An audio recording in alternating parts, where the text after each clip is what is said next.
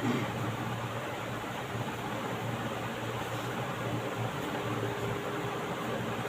साथियों नमस्कार। हम आप लोग पढ़ा रहे थे किराता जो नियम, और किराता जो नियम में हम आप लोगों को ये 5 श्लोक तो पढ़ा चुके थे। 5 श्लोक के बाद 6वां श्लोक ये पढ़ाना है। तो 6वां श्लोक है, निसर्ग दुर्बोधम अबोध विकल्वा को भूपतिनाम चरितम को जंतवा तवानुभावो यदि तवानुभावो ये यन अविद यन मया निगूढ़ तत्व न विवर्तम विदिष्टाम। मेरे प्रिय साथियों, एक कुछ चंद लाइनें हैं जिसको हम सोच रहे हैं पढ़ दें।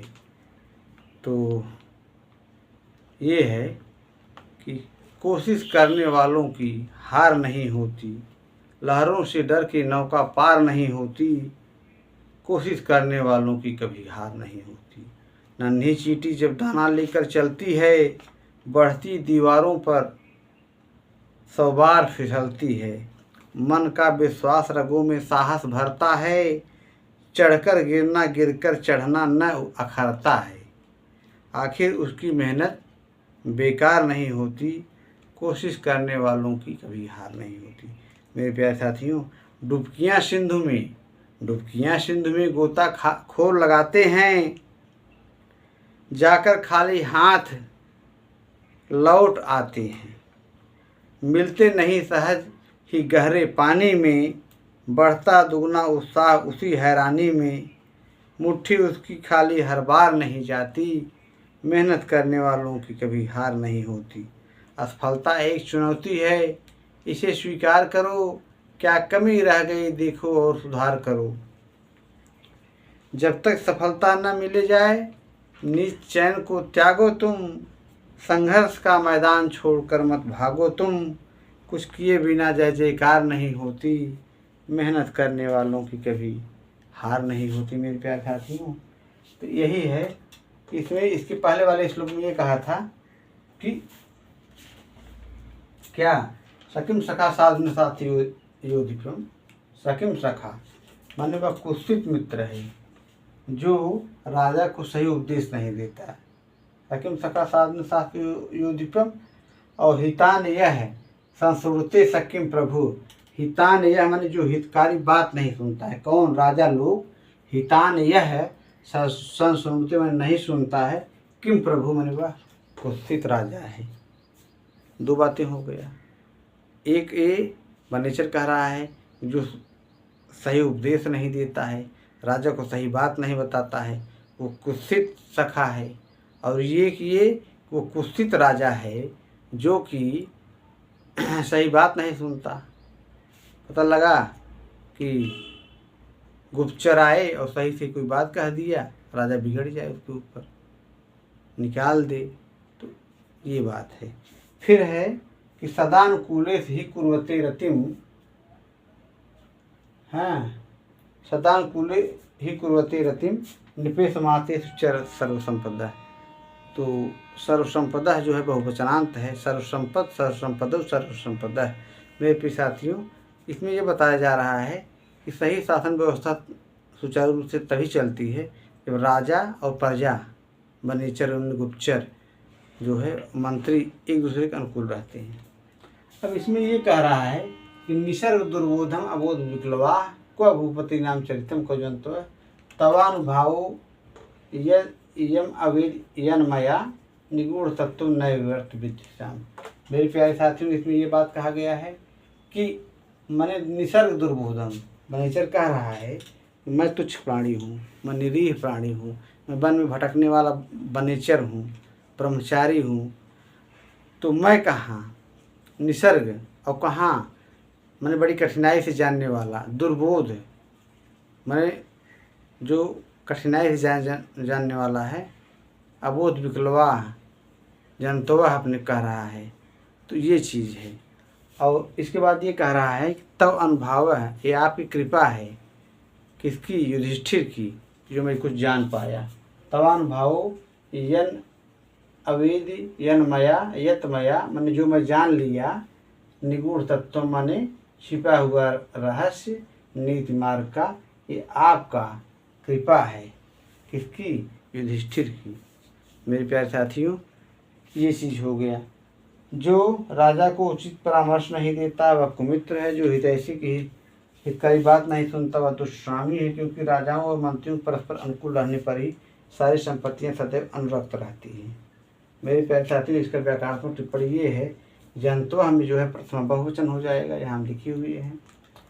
और निसर्ग दुर्बोधम, यहाँ दुर्बोधम प्रथमा एक वचन हो जाएगा। निगूढ़ तत्व में निगूढ़ प्लस अक्त द्वितीय एक वचन। अवेधि लुंग लकार प्रथम पुरुष एक वचन, विज्ञानी धातु से कर्म अर्थ में, ये हो गया अवेधि। और अनुभाव में आपका हो जाएगा प्रातः पुरुष। और दुर्बोध यह आया है ना, दुर्बोधी, दुर्बोधम दुर्बुध प्लस खल, दुर्बोधम यहाँ ये है, भू प्लस घ भाव। और एक चीज़ और है मेरे प्यारे साथियों, एक सूत्र शिशु घैसा की, मैंने कहन कि अचुत्या टी, इसे नहीं होता है टी संज्ञा घी संज्ञा वो है, तो कहन कि नदी संज्ञा, नदी संज्ञा जब पढ़ लिए आप भाई, जो नित्य स्त्रीलिंग वाले हैं उनकी नदी संज्ञा होती है। हाँ, तो अब यहाँ पे क्या कह रहे हैं, यहाँ पे शिशु घैसा के वाले में जो शेष बच गया है उससे, किससे? नदी संज्ञा से, उसकी घी संज्ञा होगी, लेकिन सखी शब्द को छोड़ करके, यहाँ सखी शब्द को छोड़ने की बात किया गया है। तो और एक चीज़ है पति समास एवं, एक और आगे आता है एक सूत्र है पति समास एवं, माने पति शब्द अगर आए हैं तो उसका यदि कोई पद है उसके साथ समास बन रहा है तो वहाँ पर भी दो जगह जो है ये नहीं होगा, नहीं होगा, पति समास एवं होगा, पति शब्द में होगा लेकिन सखी में नहीं होगा। पति में तब होगा जब किसी पद के साथ उसका समास होगा, तब वहाँ पर घी संज्ञा हो जाएगा। तो ये चीज़ है, तो यहाँ पे भूपति नाम में घी संज्ञा हो जाएगी। तो ये चीज़ है, घी संज्ञा आप समझ गए। बकिया जो है यहाँ हितान एक शब्द है, हितान में यहाँ आख्यातो प्रयोगे से अपादानी पंचमी पंचमी हुआ है। जैसे ये है कि निश्चय दुर्बोध अबोध विक्लवा का भूतिन,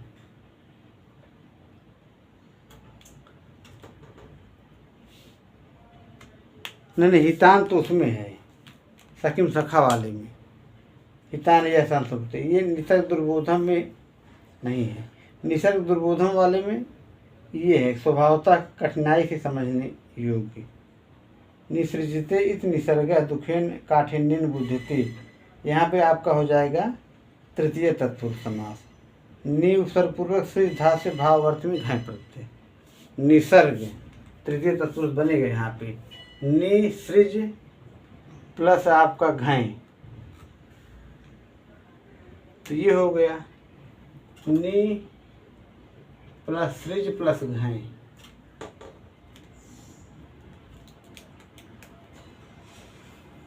नि प्लस सृज प्लस घय क्या बनेगा? ये आपका भाव अर्थ में घय प्रत्यय लग के तृतीय तत्पुरुष समास बनेगा, तृतीय तत्पुरुष समास। ये हो गया। फिर जो है आपका यहाँ अबोधा में न तत्पुरुष हो जाएगा, न बोधा इति अबोधा, ये हो गया। और आपका यहाँ पे अनुभाव एक शब्द आया ना यहाँ पे, तब अनुभाव है, यहाँ अनुभाव में प्रात तत्पुरुष हो जाएगा। अनुभाव में आपका प्रात तत्पुरुष।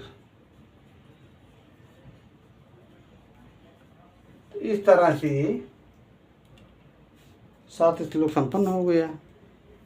नयन जे तुम, तो इसके बाद वाला है विशंक मानो भवतः पराभवम, नृपास्थनस्थो वनाधिवासिने, दुरोदर छद्मजितां समीहते नयन जेतुम जगतीम नयन जेतुम जगतीम सुयोधना। कहने मतलब वह दुर्योधन चेष्टा कर रहा है, समीहते माने चेष्टा कर रहा है, डरा हुआ है, विशंक मानो भवता किससे, आपसे, युधिष्ठिर से, किससे, पराभव से, माने युद्ध में हम पराजित हो जाएंगे इसलिए वो डरा हुआ है। और जुए में दुरोदर छद्मजिताम, जुए में जीता है छल से, उसको नयन में नीति से जीतने की चेष्टा कर रहा है। नयन जेतुम जगतीम, उस पृथ्वी को नीत से जीतने की चेष्टा कर रहा है। मेरे प्यारे साथी, मैं आपको बता ही चुका हूँ कि सारे श्लोक वंशज छंद में हैं। लास्ट के पहला श्लोक मतलब 45वां पुष्पिताग्रह में है और 46वां मालिनी में है। 3 इस छंद के अलावा इसमें कोई छंद नहीं है। 2 छंद छोड़ करके सारे छंद वंशज छंद में हैं। तो मेरे साथियों, इस तरह से मैं अपनी वाणी को विराम दे रहा हूँ। नमः संस्कृताय। आप लोगों को दिन शुभ हो। धन्यवाद।